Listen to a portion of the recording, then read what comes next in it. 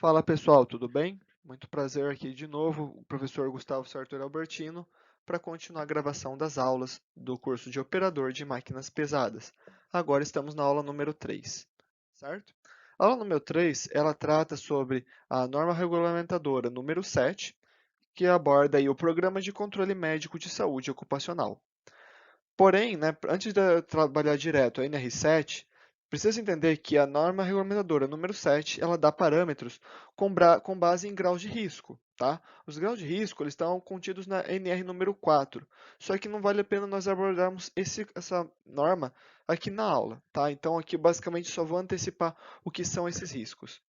Os riscos então são divididos em grau 1, grau 2, grau 3 e grau 4, né? Grau 1 é muito leve, grau 2 é leve, grau 3 é moderado e grau 4 é grave, certo?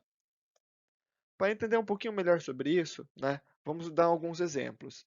Aqui os graus de risco eles vão acabar repetindo aqui alguns, porque, por exemplo, construção mesmo, você pode trabalhar em ambos os tipos de risco, do 1 até o 4, tá? Então alguns vão repetir, tá? Então, grau de risco número 1, a parte de construção, comércio, reparação de veículos automotores, atividades financeiras, parte de seguros e serviços, atividades imobiliárias, atividades científicas e técnicas, atividades administrativas, certo? E por aí vai. Parte de saúde humana, parte de artes, cultura, esporte e por aí vai. Tudo isso são graus de risco número 1. Grau de risco número 2 é a parte de indústrias de transformação, parte de comércio, reparação de veículos automotores, como eu disse, está repetindo, né? Por causa que varia de área para área, tá? Parte de transporte, armazenagem, correio, informação, comunicação, certo? Parte aqui também de serviços domésticos e alguns outros, beleza? Já o grau de risco número 3 aborda a parte de agricultura, pecuária, parte florestal, pesca, aquicultura, parte de indústria de transformação, eletricidade, gás, parte de água, esgoto, né, e parte de gestão de resíduos, descontaminação, parte de construção, parte de comércio, reparação de veículos, transportes, armazenagem, certo? E por aí vai. Já o grau de risco 4, que é a parte grave, são poucos. É mais realmente a parte da agricultura, pecuária, produção florestal, pesca, aquicultura, parte de indústrias extrativas, parte de indústrias de transformação e algumas partes de construção civil. Beleza? Bom, entendido isso, então vamos entender a respeito dos objetos e objetivos da NR número 7. Essa NR ela estabelece a obrigatoriedade da elaboração e implementação por parte de todos os empregadores e instituições que admitam os trabalhadores como empregados do Programa de Controle Médico de Saúde Ocupacional, o PCMSO, ok? E, além disso, com o objetivo de promoção, ó, tá aqui, ó, objetivo de promoção e preservação da saúde, certo? Daqui no caso do conjunto dos seus trabalhadores. Tranquilo? Então, esse aqui é o principal objetivo da ANR. Além disso, ela estabelece parâmetros mínimos para a execução desse PCMSO, tá? Que é o Programa de Controle Médico e Saúde Ocupacional, podendo os mesmos serem ampliados mediante negociação coletiva de trabalho. Beleza? Cabe à empresa contratante informar a empresa contratada dos riscos existentes, certo? E auxiliar na elaboração e implementação do PCMSO nos locais de trabalho onde os serviços estão sendo prestados. Tranquilo? Das diretrizes, então, da NR número 7, tá? Parte de diretrizes, beleza? Aqui nós vamos abordar a respeito, então, do PCMSO, que é parte integrante do conjunto mais amplo das iniciativas, certo? Da empresa no campo da saúde, tá? Parte da saúde, dos trabalhadores. Devendo essa estar articulado com os demais NRs, certo? O PCMSO, então, o que é mais importante de diretriz? Ter caráter de preservação, rastreamento e diagnóstico, certo? Precoce dos agravos à saúde relacionados ao trabalho. Tranquilo? Além disso, da constatação da existência de casos de doenças profissionais ou danos irreversíveis à saúde dos trabalhadores. Tranquilo? PCMSO deverá ser planejado e implantado com base nos riscos à saúde dos trabalhadores, especialmente os identificados nas avaliações previstas, certo? Então, ó, planejado e implantado com base nos riscos à saúde. Tranquilo? Seguindo adiante. Compete ao empregador a garantir a elaboração efetiva e implementação do PCMSO, certo? Então, garantir a elaboração efetiva e implementação do PCMSO, bem como garantir a eficácia. Custear sem ônus para o empregado, tá? Todos os procedimentos relacionados ao PCMSO. C. Indicar, dentre os médicos dos serviços especializados, um coordenador responsável. Então, indicar um coordenador responsável, certo? Caso um médico, né, responsável por isso, beleza? Além disso, no caso da empresa estar desobrigada a manter um parte médica do trabalho, de acordo com a NR4, o empregador deverá indicar um médico do trabalho, sendo ou não da empresa, para fazer essa coordenação que eu comentei, beleza? Além disso, também deve, no caso de não tendo um médico do trabalho na localidade, no bairro ou na cidade, o empregador ele pode contratar um médico de outra especialidade para fazer essa coordenação. Beleza? Compete ao médico coordenador, então, o que ele vai fazer? Ele vai realizar os exames médicos previstos, tá? Ele que vai fazer toda a parte dos exames, fazer a parte dos atestados, beleza? Fazer os relatórios. Ou ainda ele pode encarregar no caso, os profissionais, né, a um médico familiarizado com os princípios de patologia ocupacional, certo? Ele também pode pegar e fazer ou pedir, né, exames complementares, no caso de alguma necessidade que ele veja a respeito do funcionário e tal, para às vezes comprovar algum problema de saúde. Beleza? Do desenvolvimento então do PCMSO, ele é feito em 5 etapas diferentes, tá? Primeira, então, é a etapa admissional, quando você começa a trabalhar na empresa, beleza? O segundo é o exame periódico, que ele é feito cada 6 meses, um ano, ou dependendo aí do serviço, tá? Dependendo da gravidade. Pode fazer também de retorno ao trabalho, no caso de algum afastamento por serviço, ou, por exemplo, no caso de gravidez ou coisa do tipo, tá? Nos exames de mudança de função, por exemplo, vamos supor que você trabalha com uma máquina hoje e de repente seu patrão pede para você mudar de máquina. Se a máquina tiver outros riscos, você precisa fazer o de mudança de função. E por fim, o exame demissional, caso você pare de trabalhar na empresa. Beleza? Além disso, então, o que ele fala? Que para os trabalhadores cujas atividades envolvem os riscos discriminados nos quadros 1 e 2 da NR, os exames médicos complementares deverão ser executados com base em alguns pontos, tá? Então, a periodicidade de avaliação, tá? Essa periodicidade, ela é um dos indicadores que devem ser feitos, no mínimo, semestralmente, tá? Podendo ser reduzida a critério do médico coordenador, ou ainda por notificação da parte lá da legislação do trabalho, ok? Além disso, né, para os trabalhadores que se expõem a agentes químicos, né, outros indicadores eles podem ser monitorados além dos que vai ser comentados aqui, beleza? PCMSO, então, falando um pouquinho mais sobre ele, tá? A parte da avaliação clínica deve obedecer a alguns prazos e periodicidade, né, conforme já comentamos. Então, lá pensando ali no exame admissional, tá? No exame admissional, ele deve ser feito antes que o trabalhador inicie a função, tá? Então, ele é feito antes. No exame periódico, tá? Periódico, os intervalos mínimos eles devem obedecer a alguns padrões, tá? Então, pensando na parte periódica, beleza? Parte periódica.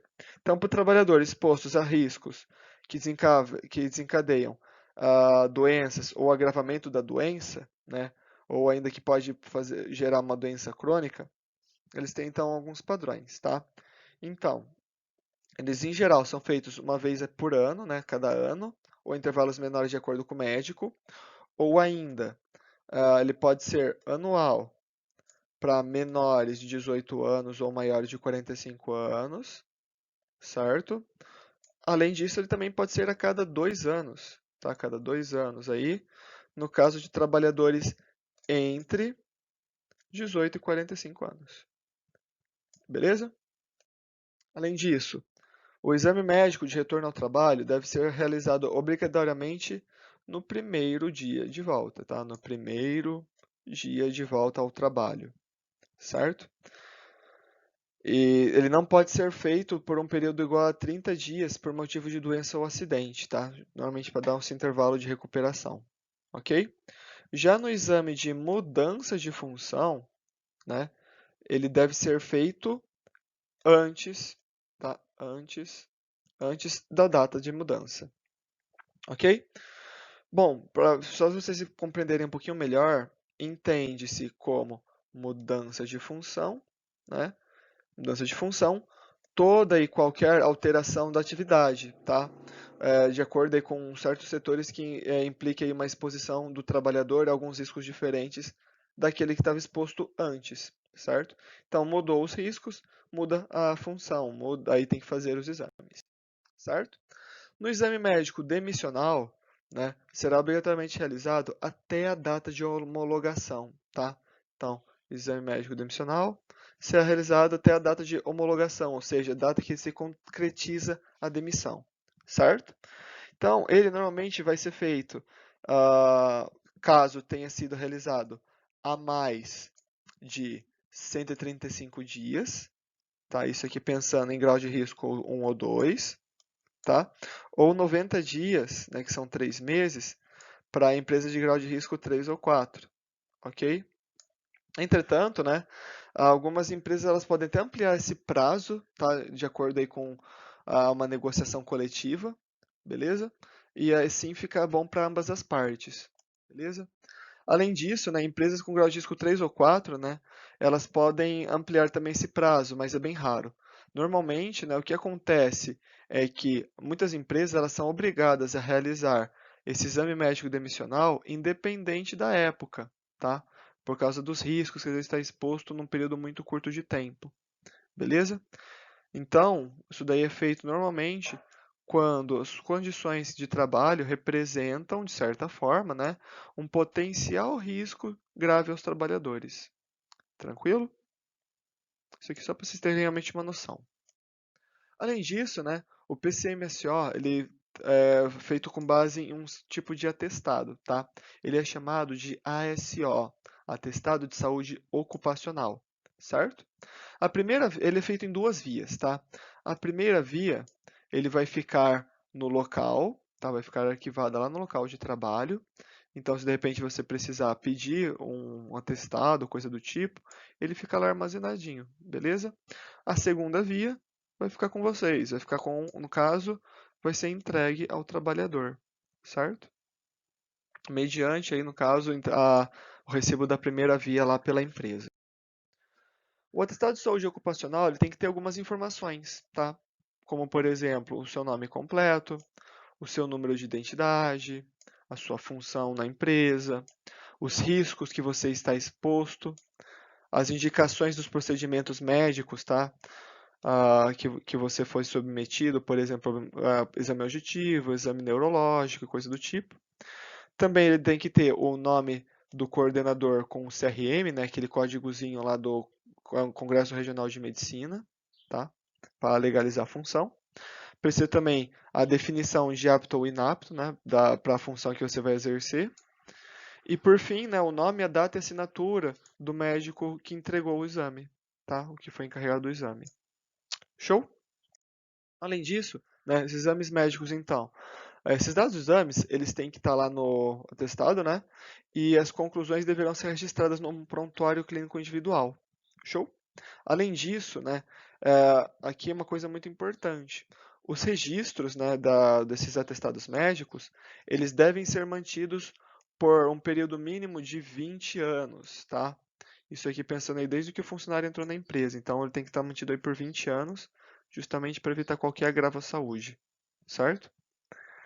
Havendo a substituição do médico que coordena e tal o PCMSO, os arquivos deverão ser transferidos para o seu sucessor, beleza? O PCMSO deverá obedecer um planejamento em que a saúde vai ser executada durante o ano, certo? Havendo aí, no caso, um objeto de relatório anual. Ok? Relatório anual, na verdade, ele é uma coisa bem simples. Ele vai ser feito aí por setores da empresa, né? E por quantidade também de funcionários, pensando aí também nas estatísticas que podem ser consideradas anormais, para às vezes pedir algum exame complementar e coisa do tipo. Ok? Esse relatório anual ele vai ser apresentado e discutido na CIPA. Lembra que a gente comentou da CIPA na aula passada? Então, vai ser apresentado lá, né? E para apresentação dos riscos e da saúde dos trabalhadores. Esse relatório anual, ele pode ser armazenado na forma de arquivo informatizado, ou seja, ele é mantido de forma online na internet, né? Para que ele pode ter um acesso imediato em qualquer lugar do mundo, beleza? As empresas desobrigadas de indicarem um médico coordenador, elas ficam também dispensadas de fazer esse relatório anual, mas normalmente as empresas fazem para ter um controle um pouquinho melhor. Algumas informações a mais, tá? Também é previsto aí a parte dos primeiros socorros, que isso aqui vai ser feito nas últimas aulas desse módulo, tá?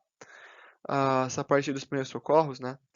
Todo estabelecimento deve estar equipado com o material necessário à prestação dos primeiros socorros, pensando aí em manter os cuidados das pessoas que estão trabalhando lá nesse local, ok? Respeito das diretrizes e parâmetros para avaliação e acompanhamento da audição dos trabalhadores, certo? Porque quem trabalha com máquinas pesadas está exposto a muitos ruídos, certo? Então, estabelecer as diretrizes e parâmetros mínimos para avaliação e acompanhamento da audição dos trabalhadores, ok? Então, pensando nisso, vamos seguir adiante. Definições e caracterização, então, do que seria perda auditiva, certo? O que seria, então, essa perda auditiva que nós estamos falando? Basicamente, entende-se por perda auditiva, né? Tudo aí relacionado à exposição aí a níveis de pressão sonora elevados, tá? Níveis de pressão sonora elevados, né? As alterações dos limiares auditivos. Para vocês terem noção, né, a audição humana ela fica em torno aí de 20 até 20 mil Hz, tá? 20 Hz são as frequências graves, né? Normalmente por sons instrumentais graves, tipo contrabaixo. Já de 300 até 5.200 Hz, normalmente vai ser a respeito aí do que? Vai ser a respeito de, por exemplo, sons mais médios, como a parte das vozes humanas, ou ainda agudos, como alguns sons musicais, ou até estilhação de batidas, batida em metal e tal, ok? Normalmente, as frequências que os ruídos normalmente mais afetam estão entre 3.000 e 6.000 Hz, que é a parte que você vai conseguir distinguir a voz humana, tá? Então, te danos aqui, normalmente você vai acabar tendo uma perda auditiva muito significativa no dia a dia. Por isso que é importante ter esse controle, beleza? Princípios audiométricos, só para vocês terem uma noção meio por cima, tá? Devem ser submetidos, então, a exames audiométricos de referência todos os trabalhadores que exerçam em ambientes cujo nível de pressão sonora ultrapassem os limites de tolerância, ok? A aferição acústica anual, então, ela é feita aí pelo menos a cada 5 anos, no caso, para expor aí, ver o nível de exposição dos trabalhadores aos ruídos do ambiente, tá? Já a aferição individual normalmente é feita em exames audiométricos, pedido lá pelo médico naquele PCMSO. Lembra aquele médico coordenador? Então, normalmente, então, ele é feito com base nas normas ISO 8253, né? E os resultados eles incluem lá naquele atestado de saúde ocupacional, ok? Além disso, né, a periodicidade então desses exames. Normalmente, esse exame audiométrico ele é feito até 6 meses após a entrada na empresa, tá? E também ele pode ser feito na demissão, ok? Para trabalhadores que se expõem a certos riscos 1 e 2, obedece aquele mesmo período de 135 dias, ok? Para grau de risco, então, 1 e 2. Já para grau de risco 3 ou 4, são aí 90 dias, tá? Para ter esse controle maior, porque empresas que trabalham em grau de risco 3 ou 4, os maquinários eles fazem muito mais barulho, muito mais ruídos, tá? Bom, aí a respeito dos intervalos dos exames, né, ele pode ser feito aí com uma negociação coletiva, então de repente aumentar o prazo ou até diminuir o prazo, certo? Além disso, o resultado ele fica registrado naquela ficha, conforme eu disse, daquele atestado de saúde ocupacional, ok? Então, A gente falou dos exames radiométricos, mas então, o que são então esses riscos físicos, né, na parte dos ruídos? O que são esses ruídos, tá? Ruído nada mais é do que o barulho, tá? Sons, poluição sonora que não são desejados, ok? Inclusive, né, é entendido aqui, inclusive por sons muito altos, até músicas mesmo podem ser consideradas ruídos, tá? Se elas forem um nível de parte sonora muito alta. Ok? Máquinas e equipamentos utilizados nas empresas, eles produzem ruídos que podem, inclusive, causar danos à saúde, certo? Quanto maior o tempo de exposição, né, normalmente maiores são os danos, certo? Bom, então vamos falar um pouquinho melhor sobre isso. Esses danos à saúde, então, quais são os efeitos principais, tá? O primeiro deles é a perda auditiva, tá? Normalmente o seu ouvido ele é muito mais sensível aos ruídos que outras partes do corpo, mas ele também pode causar modificações nas ondas eletroencefalográficas, ou seja, na parte cerebral. Aí vai fazer com que você tenha uma fadiga nervosa, alterações mentais, como perda de memória, irritabilidade, sabe? Causar bastante estresse. Além disso, ele pode gerar alguns outros problemas, como hipertensão, modificação na parte do coração, modificação na respiração, parte gastrointestinal, como às vezes até perder fome, coisa do tipo. Inclusive pode prejudicar também na visão, né? E também atraso na menstruação e impotência sexual, tá? Esses daqui são um pouco mais raros, normalmente só para quem se expõe por muito tempo a esses ruídos, ok? Só para ficar bem claro, tá?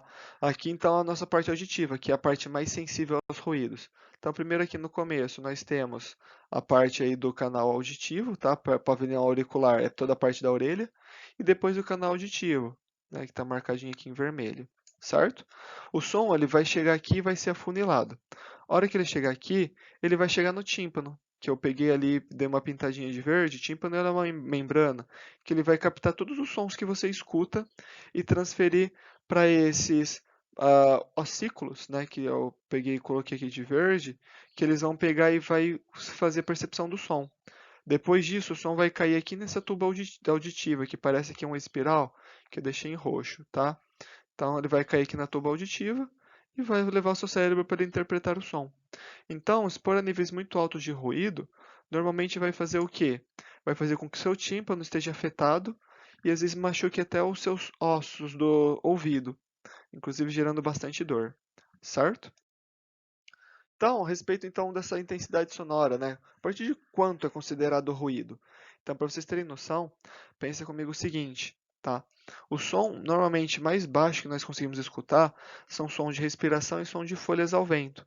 O som de respiração é só você escutar a própria respiração, certo? Eu vou demonstrar aqui só para vocês terem noção do que seria esse 0 a 10 decibéis. Então, ó. Esse é o som que vai até 10 decibéis, é valor bem baixo, tá? Depois tem folhas ao vento, o sussurro já vai para volta de 20 a 25 decibéis. Depois o som de motor de geladeira, som de chuva moderada. Depois o som de conversa normal, que é o valor que mais ou menos está a minha voz, eu presumo, né? Num ambiente de sala presencial fica bem mais evidente isso. Mas aqui fica em torno de 55 decibéis.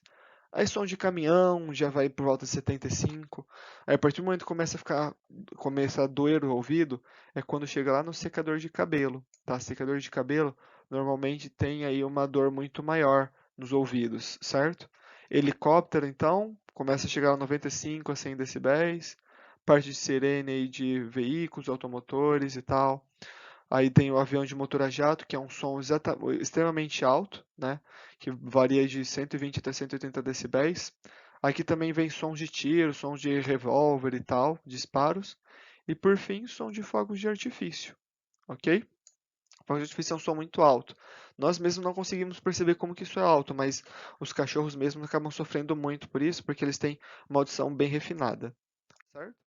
Então, só para vocês terem noção, até onde está em verde é onde chega a ser saudável para a nossa audição, tá? Acima disso, já começa a causar muito incômodo, certo?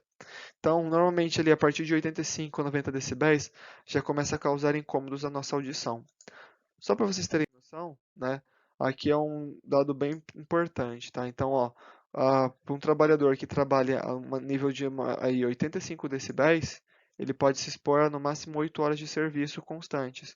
A partir disso, já começa a causar danos à saúde, tá? Conforme vai aumentando aqui a potência sonora, o tempo de exposição ele vai reduzindo, né? Então, por exemplo, o 90 decibéis já são 4 horas de serviço, certo? 100 decibéis, né, já são 1 hora de serviço, reduz muito mesmo. Já 115 decibéis, né, é a exposição aí a 7 minutos de serviço, tá? É claro que aqui, usando protetor auricular e abafador de som, normalmente você tem uma redução maior. Então, por exemplo, você consegue perder até 25 decibéis, né, desse ruído sonoro. Perdendo isso tudo, normalmente você vai conseguir ficar bastante tempo nesse ambiente. Então, de repente, consegue chegar lá até os de 115, perde 25, ele chega aos 90 decibéis. Então, em vez de ficar 7 minutos no ambiente, você fica 4 horas, né? Então, é muito vantajoso, tanto para o trabalhador quanto para o empregador. Ok? Por isso que se utiliza os EPIs que nós comentamos na aula passada. Lembram-se? Por fim, né, só pensando um pouquinho em riscos ergonômicos, que é relacionados às condições de trabalho, parte de postura e tal, tá? Os riscos ergonômicos mais comuns, então, são trabalhos físicos intensos, né, sobrecarga de peso, sobrecarga de responsabilidade, parte de postura incorreta, né, parte de sono, fadiga, conflitos, desconforto, ansiedade. Então, eles vão desde a parte muscular até a parte psicológica, tá? Eles se incluem aí a respeito dos riscos ergonômicos, beleza? Os efeitos da saúde mais comuns vão lá desde o cansaço, dores musculares, fraquezas, até mesmo problemas de coluna, né? Parte aí de tensão, parte de doenças nervosas e alterações do sono e da fome, tá? O que seria então uma postura correta, né? A postura correta é aquela que melhor se ajusta ao nosso sistema musculoesquelético, equilibrando e distribuindo todo o esforço das nossas atividades diárias, ok? Evitando aí essa sobrecarga de alguma parte do corpo. Só para vocês entenderem melhor, né, parte da coluna, para vocês entenderem o que seriam essas doenças da coluna que pode ocasionar por riscos ergonômicos, tá? Nós temos então 5 grupos de colunas, tá? O primeiro aí é a coluna cervical, tá? Ela é composta aí por 7 vértebras.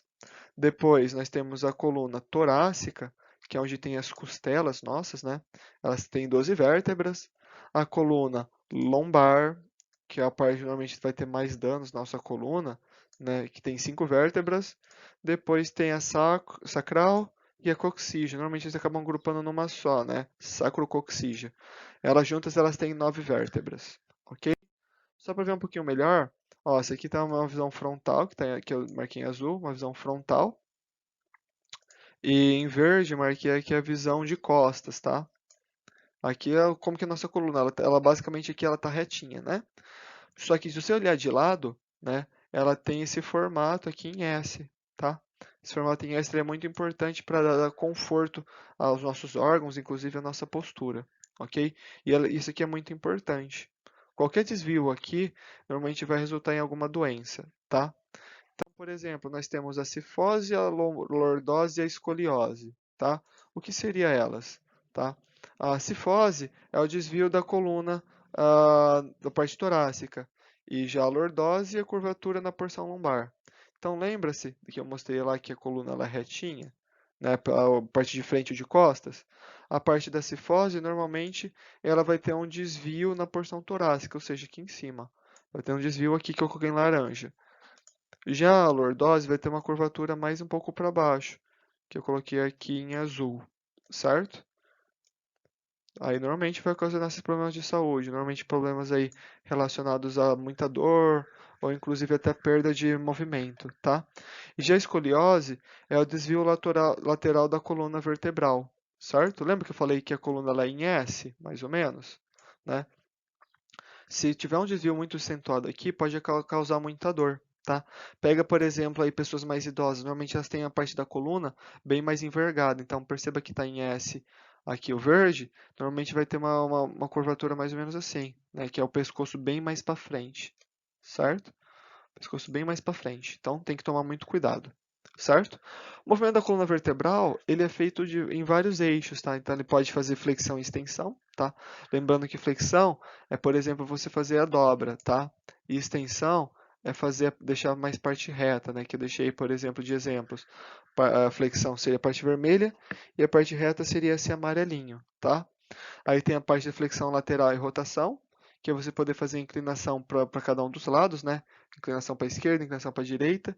E rotação, que é você girar em torno do seu próprio eixo sem virar as pernas, né? Então é basicamente isso, ok? Então, nossa aula termina por aqui. Só pensando um pouquinho para qual que é importante disso, é a importância da ginástica postural, tá?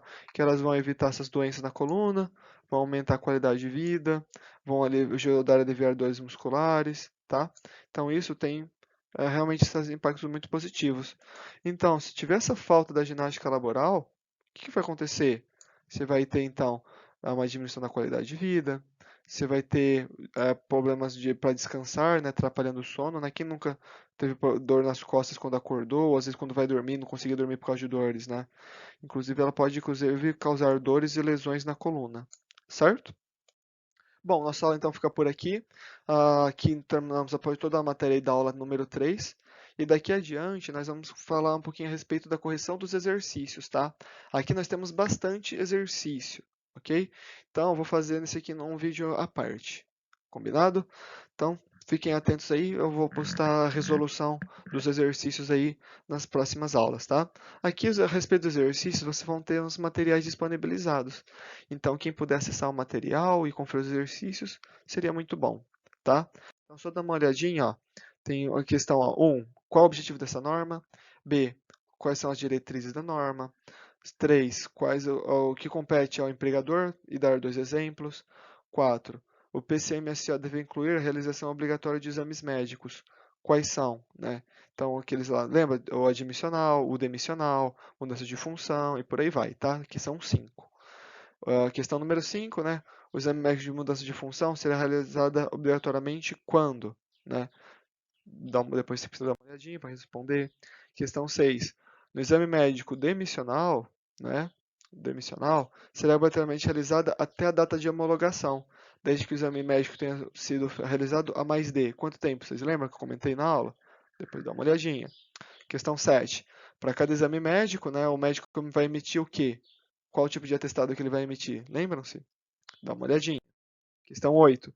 A registros lá que se referem devem ser mantidos por mínimo período de quanto tempo, né? Aqueles exames médicos. 9. Para colocar aqui se é verdadeiro ou falso, né? Sim ou não, tá? Questão 10, né? A perda auditiva, ela está relacionada aos níveis de pressão baixo, elevados, médio? Precisa dar uma olhadinha lá e responder, tá? 11. Dá o certificado de risco físico sobre ruído. 12. Quais os efeitos do ruído à saúde? 13. Qual o nível permitido para exposição a 8 horas de trabalho? O 14. Níveis permitidos para exposição de 7 minutos de trabalho. 15. Riscos ergonômicos são caracterizados pela falta de adaptação, né? Então, dar 2 exemplos, né, e falar quais são os mais comuns. Questão 16. Quais os efeitos da saúde relacionados à ergonomia? 17, que é cifose. 18, que é lordose. 19, que é escoliose. E 20, a importância da ginástica laboral, tá? Que é o que era a opinião própria de vocês. Beleza? Então, nossa aula fica por aqui. Depois eu posto a resolução desses exercícios. Tá bem? Então é isso. Tenham um bom dia. Um abraço. Se cuidem. Tchau, tchau.